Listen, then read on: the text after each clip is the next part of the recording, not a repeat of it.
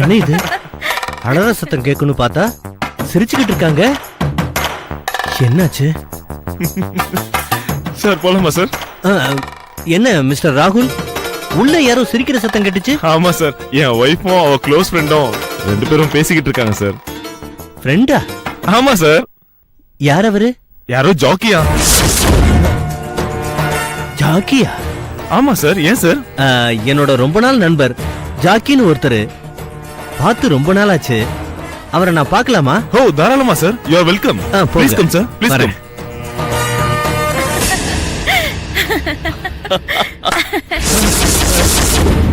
கொலை பண்ணிட்டு வாடான்னா கொஞ்சிக்கிட்டு இருக்கியா? வாங்க சார்.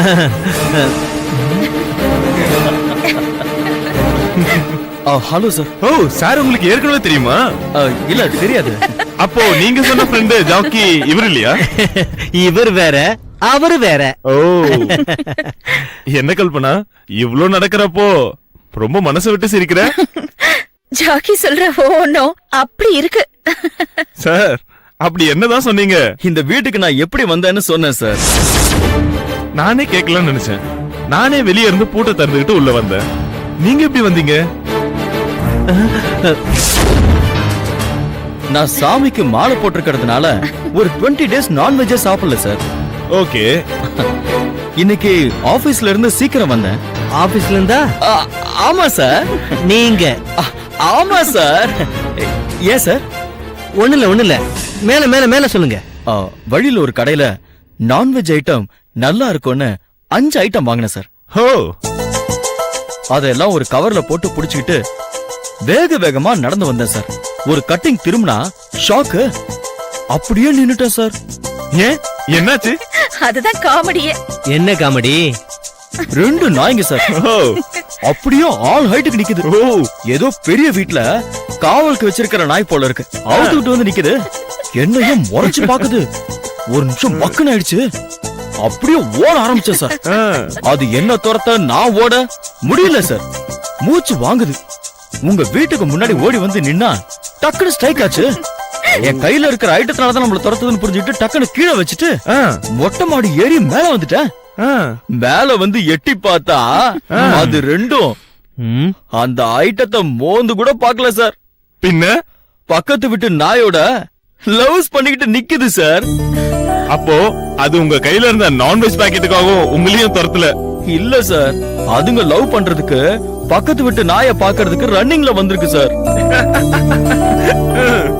அப்பதான் நான் மேல துணி எடுக்க போனேன். இவரை பார்த்ததும் விசாரிச்சுட்டு கீழே கூட்டிட்டு வந்துட்டேன். இது ஏதோ பொய்ன்னு புரியுது. யார் சொல்றது பொய்ன்னு புரியலையே. சரி சரி, நீங்க பேசிட்டு இருங்க, நான் போய் காஃபி கொண்டு வரேன். அப்ப நம்ம கிளம்பலாமா சார்? கிளம்பலாம். காபி குடிச்சிட்டு போலாமே. அப்புறம் ராகுல், கிச்சனுக்கு போய் எனக்கு கொஞ்சம் சுகரை கம்மியா போட்டு எடுத்துட்டு வரீங்க. ஓகே.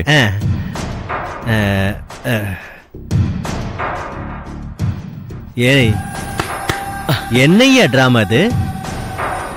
சார், அப்புறம் சொல்றேன் சார். அவளை கொல்ல போறியா இல்லையா? இல்ல சார். பின்ன வச்சுக்க போறேன் சார். அந்த பொண்ணு நல்லா இருக்கா, அதான் கரெக்ட் பண்ண போறேன்.